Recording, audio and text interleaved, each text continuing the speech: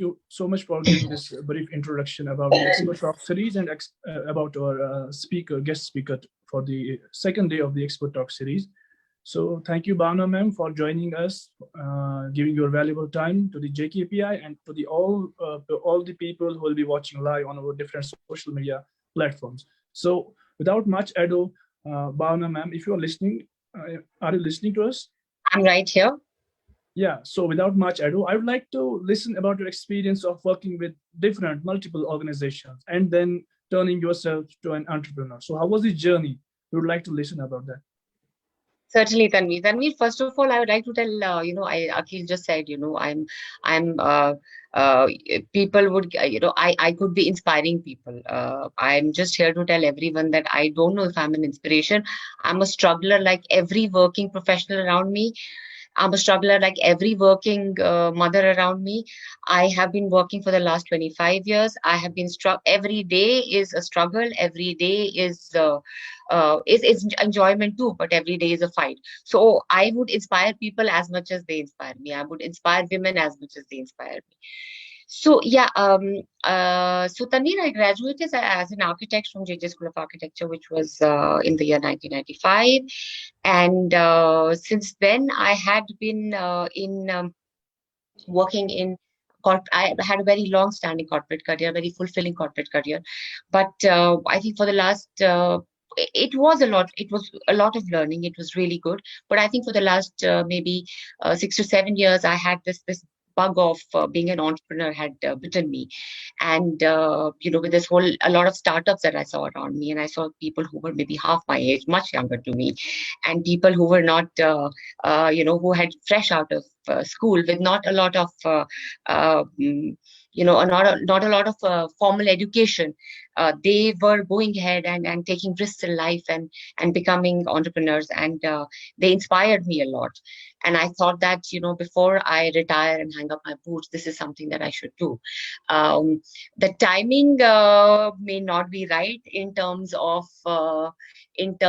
how startups are nowadays. But I'm very happy to be a part of this, startup PropTech world. And about 2 years back, I founded a company called Jkpi. It's a PropTech platform. I founded it with 3 other very good friends of mine. And we are architects, we are designers, and this is where I am. But apart from that, I also did not want to, how do I put it? I also did not want to put all my eggs in one basket. I also wanted to, kind of diversify. So I also founded another company called Proud in Pink. That especially is a place where I will be working for upliftment of women. There's a big charter that I have, but we are starting with upliftment of women from a lower from a specific socioeconomic strata, where we will be providing skill development courses to women for entry level in paramedics. So that's what we will be doing. So that's where I am. I'm also consulting a lot of women-led organizations, women-led entrepreneurial organizations as an advisor on the board. And 360 Degrees is one of those organizations. So from a very steady corporate job, this is where I am, diversified myself, trying to do my bit and trying to enjoy myself quite a bit as well. It's very exciting, and I suddenly feel charged up after being in steady corporate jobs as well. So that's been my journey so far. Yeah, that's really nice to hear about your vast experience in corporate and entrepreneur sector. So, a small question: why entrepreneurship? I did not. So I'm not a person who plays very safe. I like taking risks in life, and I have taken risks throughout my career. And this is, I would say, it has been the biggest risk that I would have taken. And a lot of people dissuaded me from this and said that I should not do it because, I had a steady job, a steady income, and I had reached a certain level of leadership after so many years of working in my life. But I thought it was a risk worth taking. And, to create something of your own is not to take anything away from the wonderful organization that I've worked for, but to create something of your own is I would say, not more exciting than working for someone. It's really interesting to hear, to create something of your own. It's a very perspective line for everyone, I guess. So as mentioned in the bio as well, you are an avid advocate of gender parity at workplace. So could you shed more light on this aspect, what it means, why it is an issue, and how it can be tackled at different workplaces? I would just make a disclaimer here that whatever I say, I may at some point come across as a bit, how would I say? I would try not to, but this is something that I get very aggressive about because it's a cause very, very close to my heart. Over the last 25 years that I have been working, I have seen, things were very different 25 years ago, and things have been different 20 years ago. We see a lot of women coming out and working. We see a lot of women going out and getting highly educated. And the percentage was lower, a quarter of a century ago. Uh, but having said that, I come from an educational background where there were in my school of architecture, 50% women. There were 50% women representation in the class.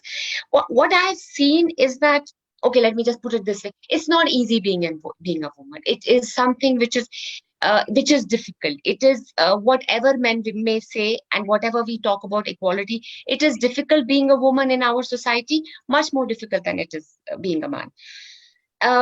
Whatever happens in the home, etc., is another discussion, of course. But what I've seen at workplaces, that women reach a certain level, lower management, entry level to mid management level, and that is where the glass ceiling comes in. That exactly where the glass ceiling comes in, and the filter from there on becomes so much more tighter for women to grow up. So when people talk about glass ceiling, I have seen glass ceiling. People have been refused, and I'm talking big organizations. I'm talking, I would not obviously want to name that organization that I have worked with. There is a glass ceiling. And it's not just one straight unidimensional glass ceiling. It's a multi-dimensional glass ceiling. You want to have a child, you will, you will step back 2 years in your career. People will stop taking you seriously. You want to, you are a woman who refuses to take a late night flight somewhere, people will stop taking you serious. And these are logistical issues. They have nothing to do with performance whatsoever. See, lack of performance is something which is unpardonable, and that is across gender. But these are real issues. Like, you don't want to take a flight which is late in the night, you will you will face so much resistance from people.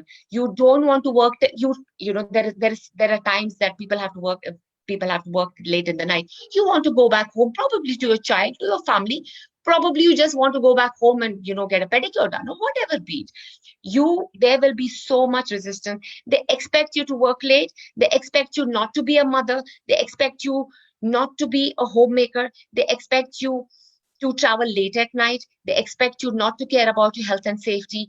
They will not, they will be resistant and the higher you grow, the more irrelevant these things become. And you maybe, it's like Indira Nooyi said once, wherever I'm working, she may be Indira Nooyi, but she says, whenever I go back home, my mother says, you are a mother, you are a wife, you're a homemaker. You're not Indra Nooyi over here. And this is the same thing that not just me, that every woman around me faces. And there are more responsibility that a woman has in society. And many workplaces do not support that. I have seen that. One, they do not support that. That is one very, very important point that I have seen. Workplaces do not support, special needs of women. Besides that, this is a very personal trait that I have seen in men. And not to generalize, but it may sound like I'm generalizing. As women grow, and as women grow into leaders, there are male leaders around them. Men patronize women. There is a lot of patronizing. There is a lot, and patronizing in subject matters where a woman will be an expert. There's so much patronizing. In my times, we used to call it patronizing. Nowadays, I've learned this term from my daughter. It's called mansplaining. They patronize you. They always believe.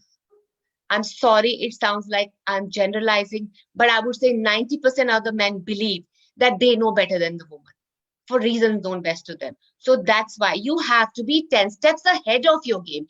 men and women do. Why do I talk of parity? I talk of parity because parity doesn't exist. So when I have to be at the same level playing field with a man, I have to be 10 steps ahead of him in terms of my knowledge of my subject matter, in terms of my strength, in terms of my competence. I have to be 10 steps ahead. Only then will I feel at the same level with him. I have to be more knowledgeable. I have to be better than a man to be compared equally with him. That's why. So it's more pressure on me. It's more, when I say me, I don't mean me. I mean, I would like to believe I'm representing a lot of other women out there. So I have to be better so much more than the man to be at a level playing field. And what happens when I do that? I work 10 times harder. I keep myself abreast of so many things which I can kind of, put at the back burner. So if I'm working 10 times harder than a man to be compared equal to him, my family, my children, my home gets neglected, and that is something which will spoil the society going forward. So parity is very important at a workplace. It is not just parity in terms of policies of a workplace. It is, men need to, we have posh communities, men are sensitized.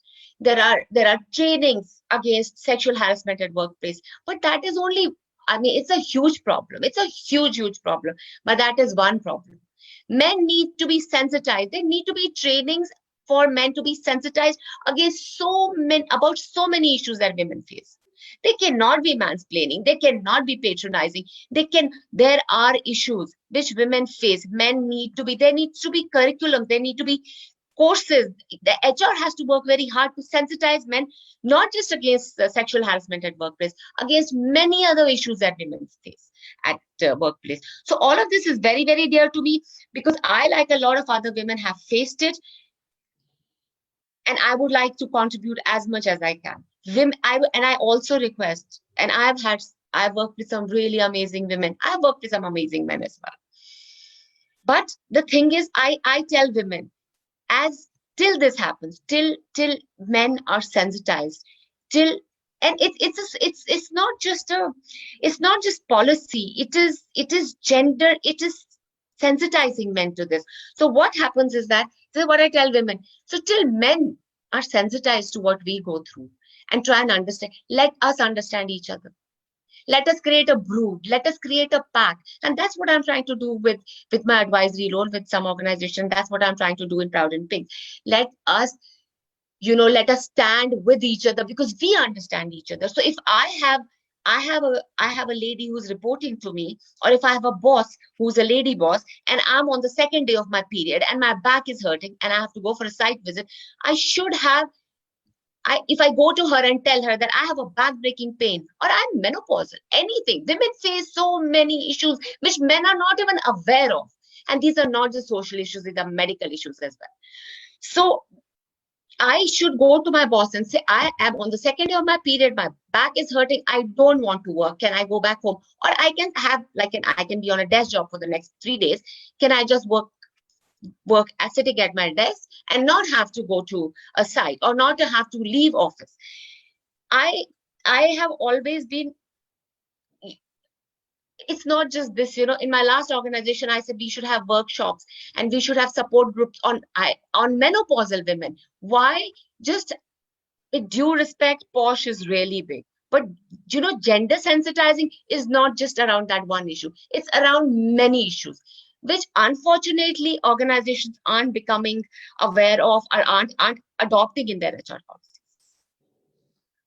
Okay, so a lot of patronizing and other issues do for sure to a very scary picture of women at workplaces. So as you mentioned that men might... I'm sorry. No. It's not scary. It's not scary. It's not scary at all. Women, I've had some wonderful people working with me. I've worked with some wonderful people. I have worked with very good organizations, and there are wonderful people out there. But these things, I just say these things. Every woman feels these things, and it's not. See, you are mansplaining as well because you said it is not a good picture of women working out there. I was just bringing out issues which are relevant, and when you said it's a scary picture, that will scare a woman like me saying such a thing. I will never say such a thing again. Okay, so it's Because basically if you think but because if you think that this is a scary picture, it's not a scary picture, it's a real picture. That's, my friend, is mansplaining, as my daughter says. thank It's you a so real much. picture. Thank you so much. I So it's just basically hop the in, role of Tanvi. HR. Tanvi, just a second. I'll just hop in. I think I would like to just clarify a little bit. I think Tanvir probably meant the scary picture of, I guess, women's experiences. I Yeah, Oh mean, yes. basically of woman experience. yes, the Okay, yeah. kind of No, no. Okay, so women in it's not. workspace No, I understand, Tanvi. experiences. But see, okay. I'm sorry if I misunderstood. It's not scary. It is distressing. But for certain women, see, for a woman, okay, I would like to believe I'm a strong woman, but there have been moments when I've been weak. So in your weak moments, it's scary and distressing. It's scary, and in your not so weak moments, it's distressing. But it is not a good picture out there. I don't. It is difficult. It is difficult Okay, so indeed. we can confront not a good picture. Not a good picture. Yes, let's make it that. Okay, let's make a sense of this now. Okay, so we'll move ahead with the same topic. It's kind of getting attached to it. That's maternity leave Yes, now. please. So Okay. maternity leave is an important measure to ensure that women do not need to leave their jobs when they are pregnant, or they also receive time to care for the child. So, however, it's also a fact for that many times it's also seen as barrier in women's professional career since companies fear for the impending and obliging cost. So, how do you see this? It's a problem. I see this as a big problem. I mean, being a mother myself, and being my daughter's a teenager now, and I remember when I had my maternity leave, I was we used to only get 3 months then. It was very difficult. It's very difficult to leave a 3-month-old child. Even if you combine your earned leaves, etc., leaving a 4-month-old child is very difficult. Now it's six months. I look at countries where there are maternity leaves of a year. I look at countries where I would. I mean, of course, it's a policy level decision, and there's nothing much I can say about that. But even 6 months, I think it's better than 3 months that a lot of us went through. It is an issue. Tanveer, it's an issue. It is certainly an issue with so many organizations. They see this as a full stop or a comma, an exclamation mark in a woman's career. They, it's not like they have to abide by the law, and women do get the maternity leave. There's nothing, there's no circumventing that. But what happens is, as soon as a woman comes back to work with a 6-month-old child, she will not be able to put in as many hours physically as she could when she did not have a child. 1, 2, there is always a nagging, not fear. It's always a nagging doubt in her head as to how her child is doing. I think we need to be sensitized. So when I talk about sensitization, that is something that we need to be sensitized with. So there are some organizations that fortunately I have worked with as well. There are policies which kind of give you a change of role till your so it's your choice. You can take that change of role. So if I'm in a hardcore, say I'm in a hardcore sales job, right? I'm a hardcore site oriented job. So the organization will give me 2 years till my child is older to move into a less how do I put it, less stressful, more easy profile. So there are organizations that do that for that period. So it's let's not call it for want of a better word, let's call it a moratorium from your core, right? And it is a beautiful thing, because you might just realize that maybe that is what I want to do, or maybe that is the pace of life that I want. That is the pace of professional life that I want, which is fair. Not everyone wants to be the CEO. Not everyone wants to be, or you may want to be the CEO and 20 years into your professional life, and after working so hard to try and become a CEO, when you're right there, you may just decide that, no, maybe I just want to be a researcher. So what happens with this moratorium is that women, one, there's so much ease to fulfill your duty as a mother. And also, see, being a mother is not just fulfilling a duty towards the child, it's also fulfilling a duty towards your own self. Pregnancies aren't easy, childbirth isn't easy, being a mother isn't easy. So you rejuvenate yourself too. And imagine you have a child who's crying at home, you are still coming to terms with the changes that have happened in your body, you're still recovering, right? And then You haven't worked for 6 months, and so you're anyway behind the game. There are people who are anyway pushing you and kind of have dismissed you. Imagine what a woman, imagine. So what is postpartum stress? You're just adding to that. So with these moratoriums, what happens is a woman may just realize that maybe this is the pace that I want. I don't want to be competing for bigger and more difficult roles. It can also, what can also happen is that a woman steps back, she rejuvenates, and she strikes back, with double vigor. But that is something that a lot of organizations are doing. And it is a very good thing. There are organizations which are also, what they're also doing is that they give, so of course, apart from the mandatory maternity leave, and then you club it with whatever leave, if there are women listening to me, they'll know that you'll club whatever leave, whether it's your sick leave, whether it's your earned leave, whether it's your bereaved leave, you just club all those leaves to be at home. So what also happens, a lot of organizations, they are also doing is they are, once your maternity leave is over and then you are at work, they give you not paid, but they give you unpaid leaves for a longer duration. It's like study leaves. They give you leaves for a longer duration where you can go and come back and start where you left. And this is something I would want to tell every woman, whoever is watching, if they're watching, that being a mother is a blessing. It's a blessing, and it's the most beautiful thing in the world. And even if you have to step back 2 years of your career, you have a long-standing career of what, 40 years, 30 years. Even if you have to step back for those 2 years, it's well worth it. Just do it. And even and after those 2 years, if you realize, or if you just realize after having a child that I do not want to go back to work and I want to be a mother and I want to care for my child for the next 10 years, 15 years, do that. Just do that.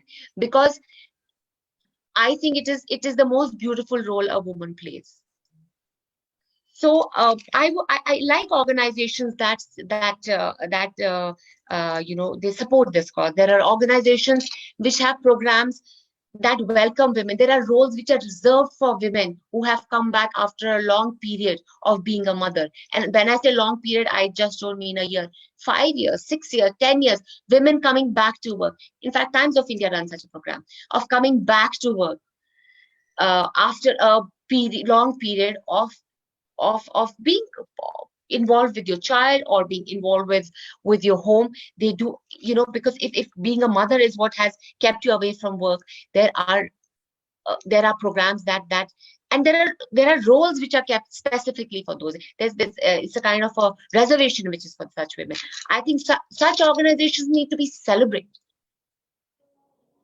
And then there are it is really good to hear. But then there are organizations which I don't want to name anyone, but I heard very recently, and that man he's someone I know professionally, and we were talking about someone in his team who's on a maternity leave, and he told me, and I'll quote unquote, it's shameful what he told me.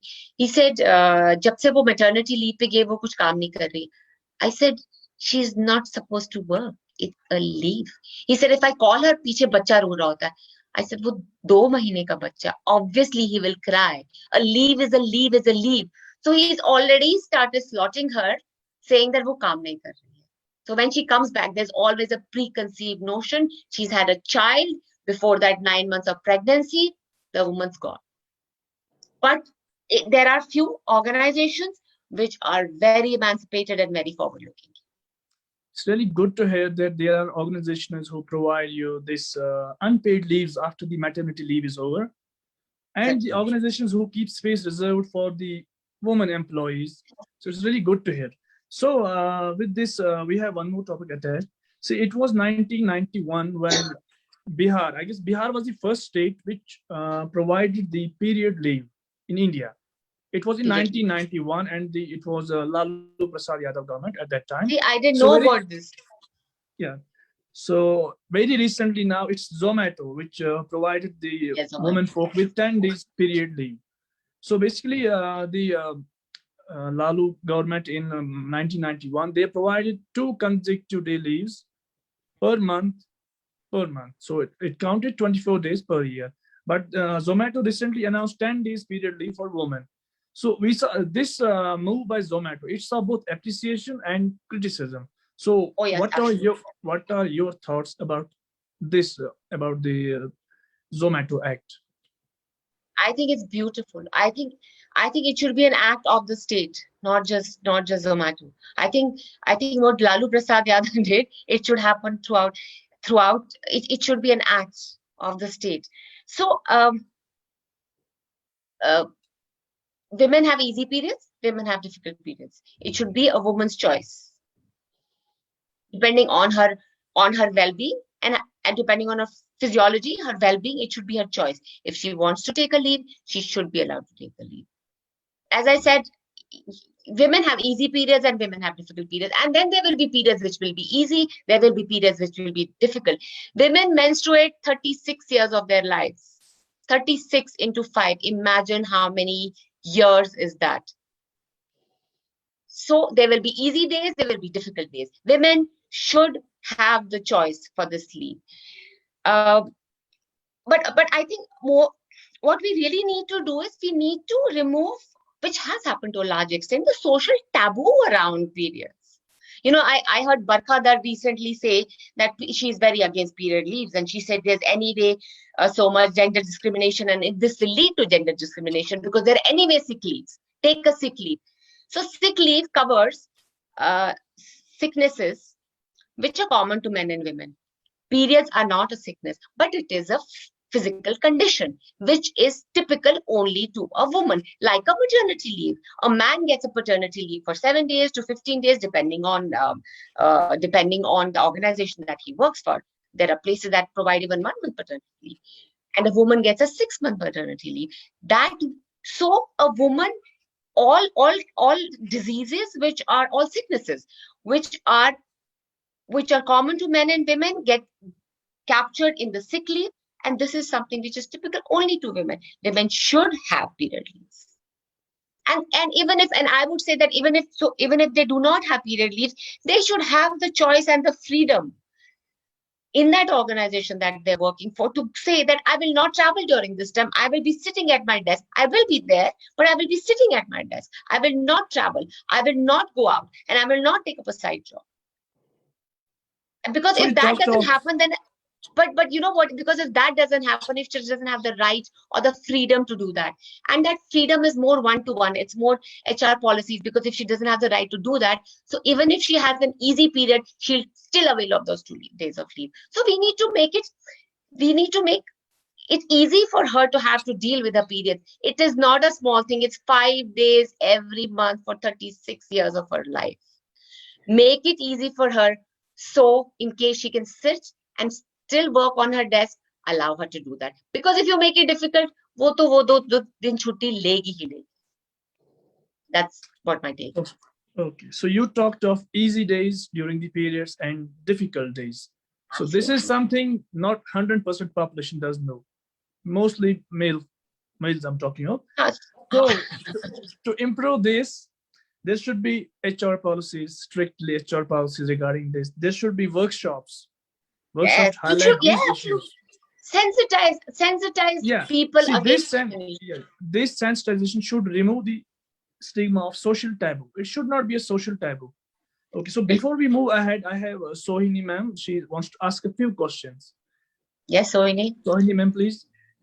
Thank you, Bhavna, for sharing so honestly about your journey. Thank you so much, everything that you have been saying is striking a very deep chord.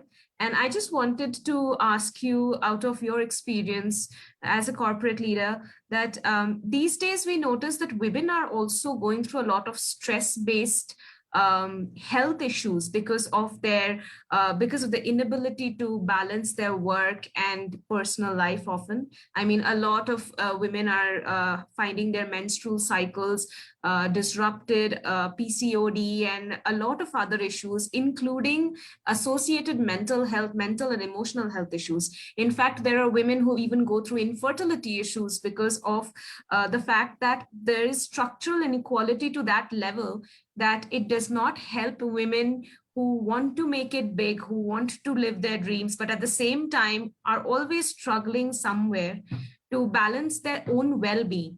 So I wanted you to, first question, I have 2 questions actually. First is regarding what would be your advice or input regarding what could be done to enhance the well-being of women in the workspace? I mean, mental, like psychological, psycho-emotional, and also their bodily well-being, because it's a lot of stress. And women, as you said, go through their menstrual cycle. So we have a cyclic way of tuning in with nature and tuning in with life, which is disrupted because One of the moment, sorry to systems. interject, but this is another cause very dear to me because I'm a menopausal woman myself. We periods, as I said, 36 years of their life, 5 days every month, but also menopause. Women are menopausing between the ages of what, 42 to, there are some women who menopause for, or perimenopause for 5 years. There are women who are perimenopausing for 7 years, some for 2. So we, I've had people tell me at work, "Arey, tumhara kya? Tumhara, you don't get your periods. You must be fine now." Aisa nahi hai. So that is another thing that people need to be cognizant of. So I would like, all I'm saying is just include that in your dialogue. Yes. That's all I'm saying. Yes. We would actually want to learn more from you about this aspect. One more thing which I really wanted to reflect on is when it comes to childcare and maternity leave. We talked about how important it is for a woman to be there for the child in the formative years. But then in the West, in many countries, you also have paternity leave, and like there is an equal distribution of the leaves, and even men can take time off to be there for the child, because both the parents, it is important for them to be there in the formative stages. So in our country, we don't see that trend. I don't know when it is going to come. It's always like a woman's role, like in her role as a mother, a woman is unchallenged in her splendor. So that it is something that is beautiful indeed, but then it can also get tiring for somebody who's trying to keep most certainly.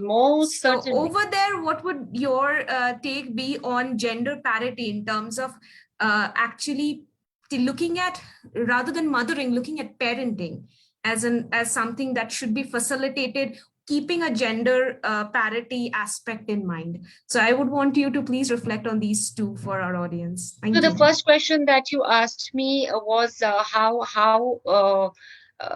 what can workplaces do to make it easier for women, to just put it very simply. See, what you mentioned was women having dual roles of.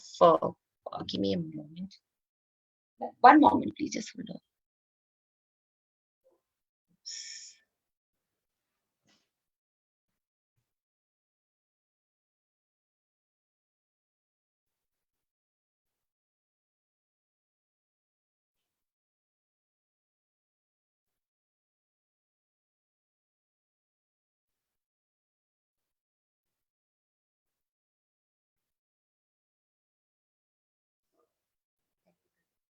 Yeah. So one thing, the first thing that you said, basically how to make it easier for women.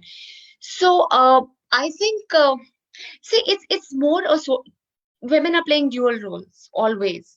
It's more a social problem. It's really a social problem. Society has to change. So the support that she needs, I would say 70% of the support should come from her home.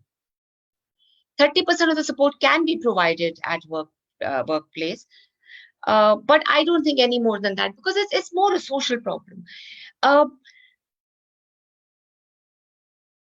Your policies need to be such that women are helped, and these can range from period leaves to menopause leaves to whatever, extended maternity leaves, to moratoriums in their roles. But I also think that there are a lot of workshops, there are a lot of HR trainings that are done, right, which are soft skill trainings. I think sensitization towards, they should be, it's very simple. Pick up issues which are women related issues, and there should be trainings designed and done specifically for those in a workplace. Like I said, I'll come back to that again, like posh trainings. There should be trainings towards, if a woman is on her period, you should be sensitive about what she's going through. If a woman is menopausing, you should know that she will be sitting in a meeting and her thoughts will vary. It has happened to me. I'm in a meeting, I'm in a presentation, I suddenly go blank. I'm in a presentation, I'm in a meeting, and I break out into a sweat. I don't want it, and I can't control it. People need to be sensitized against it, and I still have to perform despite all of this. So my only thing is men need to be sensitive about women's issues, and they need to walk that extra mile to be able to support their women colleagues. That's all I'm saying. And organizations, see, socially, they may not do it. It depends on what backgrounds, what family values, etc. They have, and what families they come from. But organizations need to run proper formal trainings to sensitize women against these issues. And Okay, and the second question was? Second question was about maternity leave and gender parity with respect to parenting, like to actually move from maternity leave to parenting leave.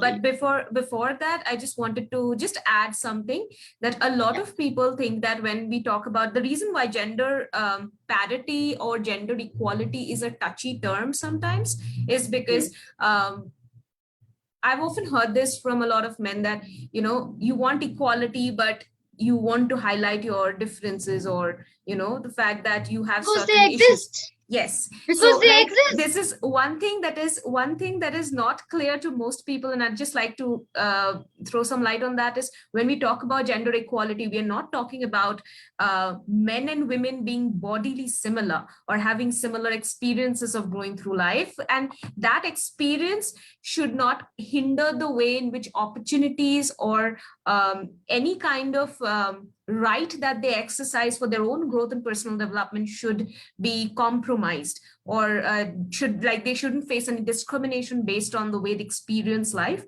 because that's the way nature is tuned us. So by no means equality means everything is the same. It's just that it's equal opportunities and there is no discrimination based on their experiences. So this is just something I wanted to throw some light on, because most people don't seem to be getting it when we talk about gendered roles and when we talk about the bodily differences. Because gendered role stereotypes, which actually is also a cause of discrimination, is again different from the bodily experiences which have to be considered while policies are thought out. So yes, Bhavna, over to you for the next question. Of course, I do agree with parenting leave. I'm a single mother myself. I have raised a child from birth to now, but she's 13 now, all by myself. But of course, there's been a lot of support from family, and I mean, I wouldn't be able to do it if it weren't for my sister or my parents. A lot of a lot of female brood around me. Are men too. I mean, I've worked with such amazing people. They've just had my back all the time.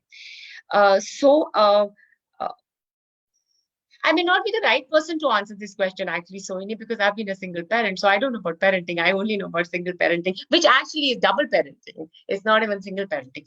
But really, having said that, see, a mother's role is not to take anything away from the men and fathers. A mother's role is more important. You feed a child is closer to you, you give birth to the child. I think initially, okay, so it may be a bit of a radical thought. So what happens when you have a child? Initial few months, the child only, because it's instinctive, the child only recognizes the mom. The child needs to be fed, cleaned, changed. The child will only cling to the mother because it's instinctive, right? I think your paternity leave should start after 3 months, because after 3 months, the child will start responding and the child can be taken. If I am breastfeeding my child, I don't need the child's father there. He is of no use. I need the child's father when the child can be top fed, when the child becomes more responsive and starts recognizing his father. So I think first 3 months, it's only mothers and their mothers or their sisters or their friends or whatever be it. And after that, I think paternity leave is a bit of a radical thought, and I just came up with it. And it's not like it's been in my mind. I just came up with it. Once a child is 3 months of age, then the father should get a leave, because that is when the real work, that is when the mother can share work. That I just came up with it, and I think it's a beautiful idea. I think that's the beauty of connecting with your personal journey. There are many creative inputs that come up along the way. Thank you so much, Bhavna, for sharing. Tanveer, over to you if you have more questions lined up, or are we supposed to open it up to the audience? Yeah, thank you. Thank you so much for these valuable Thank insights. you. So Thank you so basically, much. we are basically running out of time as we have only 1 hour scheduled on the Zoom meeting. So we might have to skip a few questions, but two short questions I want to ask. Yes, So a piece of advice to a younger version of yourself says 20 years old you. So what would that be? I would tell myself to go and have fun, travel, not be so consumed by success in a career. I would just maybe take a few years off and just travel or sleep or read or just not be so, high strung about my professional success. Have more fun Yeah, that's the best part of life. and be fitter and be fitter. My journey into fitness has only started in my mid-30s. So that's a good advice.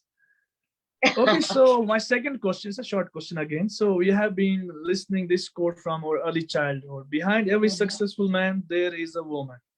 So if I ask you, behind every successful woman, there is dash. What would you like to fill in the blank? There is a group of very strong, and success.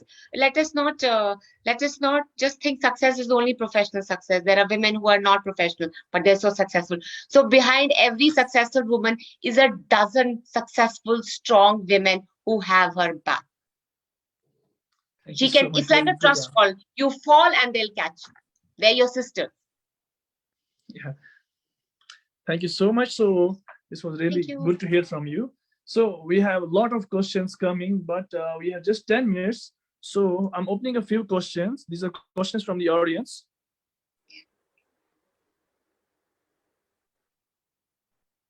Just give me a minute.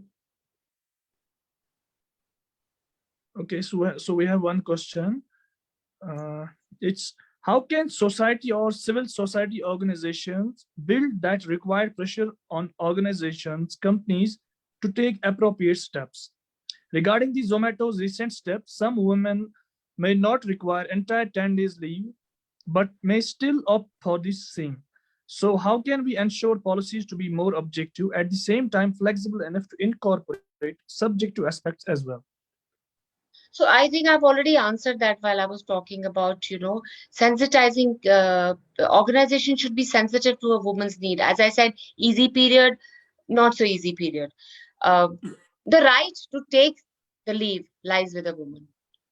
And how uncomfortable she is, how much in pain she is, whether she wants to lie down, whether she wants to just chill and watch television, because it's not just about physical discomfort, it's also mental discomfort.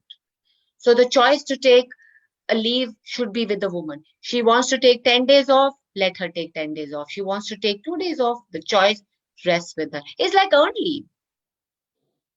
Earned leave, no, they're mandatory actually.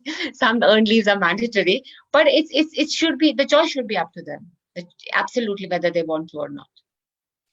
Also, I just wanted to add something to this.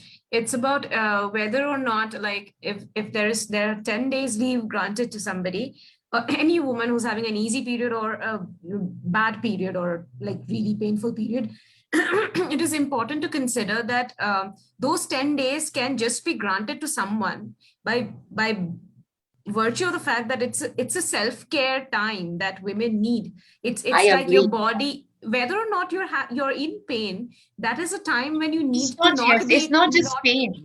Yeah, you don't need to be exposed to your regular stressful routines. You often have mood swings, for instance, and you find it very difficult to, like, you get triggered very easily, so you're not exactly in a normal state, whether or not it's on whichever scale you look at. So those 10 days can be granted to a woman by virtue of the fact that she is a woman, that she will get to take care of herself, and it's not a crime. So I think that should be something that goes without any question, honestly. And whether or not she chooses to work through that time is up to her. But it's up to her, it's her choice. Yeah, it shouldn't be questioned. Yes, absolutely, it should not be questioned. I agree, Sohini. So We have one more question. How important is the role of men in achieving gender equality, especially in the entrepreneurial phenomena? Any suggestions from your side? It's very important. It's very, very important. Who am I trying to be equal to? Men. It's very important. They need to know. They need to be very aware. And if a man does not think that there needs to be some kind of a societal change or some kind of a change in the organization, it will not happen. It's very important. The man needs to know. First, recognize and then admit and then contribute to the change. But I don't think there's much difference between an entrepreneurial setup and a corporate setup. It's pretty much the same. People are same. Okay, so we have Seher who asks, do you believe sarcasm and jokes targeted at sexuality and subsequent violence propagate rape proclivity? Of course they do. They should not be. This is another discussion in itself. It's like it's another discussion itself. Of course they do. Absolutely. Colored, none of this. I mean, and all of this is covered in Posh Acts. All of this is covered in Posh Act. How many people actually adhere to it and don't, despite trainings which are mandatory, is for all of us to see. I mean, every organization is different. But I would say this to Seher, that if you see it, get up, scream, shout. Do not stay quiet. Nobody can disrespect you. And nobody can disrespect the fact that you're a woman. Nobody. Get up, scream, go to the HR, make a complaint. The law is behind you. Okay, we have one more question. So before getting to this question, the World Economic Report, that was by World Economic Forum report, WEF report, that was published last month, I guess. So it was focused on the impact of COVID-19. And in the report, we just found that it's women who are more distressed than men. It's women folk who lost more jobs than men. Okay, so what has been the impact of COVID-19 on women entrepreneurs? And how can we see the world post-pandemic? How can we see the world? Oh God, I don't know how we'll see the world post-pandemic. Let the pandemic end for why have women lost more jobs? Because women are considered dispensable. Unless you are sitting up there, as I said, your funnel becomes shorter and shorter and shorter and shorter. And unless you're sitting up there and unless you're really very important to the organization, women are dispensable. Women are considered dispensable. Women will lose it. And also, you know what men will think? People are asking women to leave organizations or firing women. They'll think, iska to husband hoga, iska baap hoga. She'll be taken care of. She's not the primary breadwinner of the family. So iska to chal jayega. Kuch farak nahi padta. So let us save a man's job because he's the primary, bread earner of the family, and let us fire the woman because she's taken care of. I mean, she's just her income is just augmenting the family income, which happens all over. So women are not just augmenting family income. Women incomes are very important. So I think that is one of the reasons that I've seen it, and it's not just. And I have also seen the economic downturn of 2008, and this is what happened. They said, "Ladkiyon ko nikal do, isko kya? Iska to, she will be taken care of. The dad will take care. Her husband is doing so well. So even with a 40% salary cut, they'll manage. Let's not fire the boys." Bhavna, I just wanted to add something that I just remembered in one of my previous jobs, and I don't want to name the organization. It's a very renowned organization. When I was one of the very few people who were being trained to be on field, right? One of the field trainers. So I remember coming across certain comments, even from the HR, while during the time of the hiring and negotiation. The first question asked to me was, are you planning to get married anytime soon? Like, will you be, like, it's like an investment question. Like, am I going to invest in you, despite the fact that you might outshine all your peers within the training, pool? Because if you choose to get married, then that is going to be something you have to consider. Maybe you won't be able to, carry on. Then even from colleagues, once I started my job, even from colleagues, I often heard that, women don't go too far in this field work.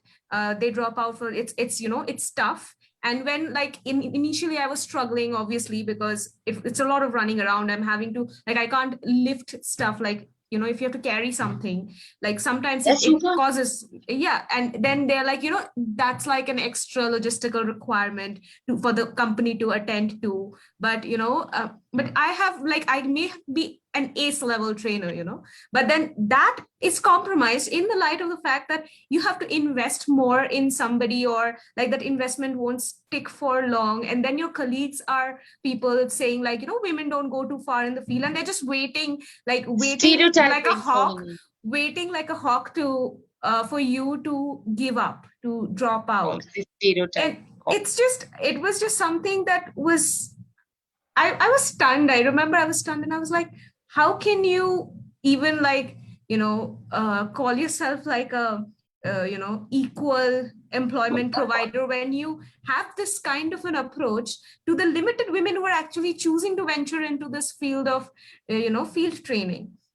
And I remember having so many issues with the way things were phrased and framed. And I was also told sometimes that I'm just being too much, that I'm just creating too many issues. And I was like, really? I mean, it's so wrong to be critical about the way you are, but we have the way you're engaging with the terms and conditions. We have to get up and scream on top of our voices. I would like to believe we are empowered women. We have to scream for women who are not so empowered.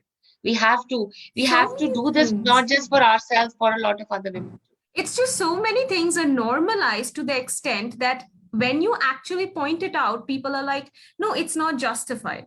But it's like nobody takes into account the kind of role. For instance, I have elderly people at home and I have to take care of them. And when I mentioned it to the HR at that point of time, it was like, oh, so you're already coming up with excuses. And I was like, you are expecting me to earn and not take care of my family? Because if I don't take care of my family, say I'm one of those kids who goes out and I'm always out, then I will be judged by society for not being a good daughter. But if I try to do that and you are considering that I'm giving excuses, I'm just telling you what I need in order to perform at my best. And that's just something that's any person's normal requirement. And why should that be something that comes across as something that would color your decision of whether or not you're investing? You're not investing in a robot. You're not investing in a machine. And interestingly, nobody asks a man this question. Are you planning to get married? Is that going to affect your work? Are you planning to have a baby? Are you planning to have a child? No, they'll never ask the man. Interesting society we live in. Yes. They want us to bear children. They want us to get married. They want us to settle down. But then when you are actually trying to balance, they're going to tell you that, you know what, that's what you're meant to do. So we shouldn't be investing on you. We'll invest on someone else probably. Yes. But we've got to make the change ourselves.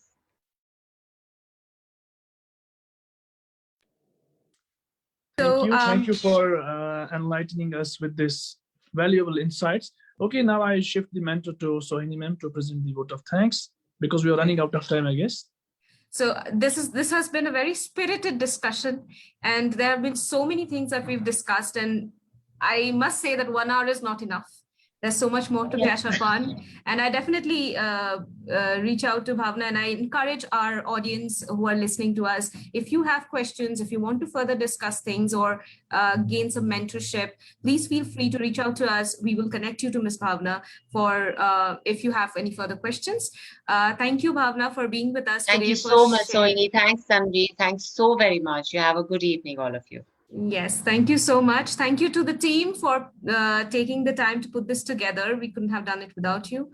And thank you to our dear audience for always giving us so much love and support, always tuning in with interesting questions. And please keep learning. Please be there with us, and we'll see you again next week. Thank you so much. Good night. Thanks. Bye-bye.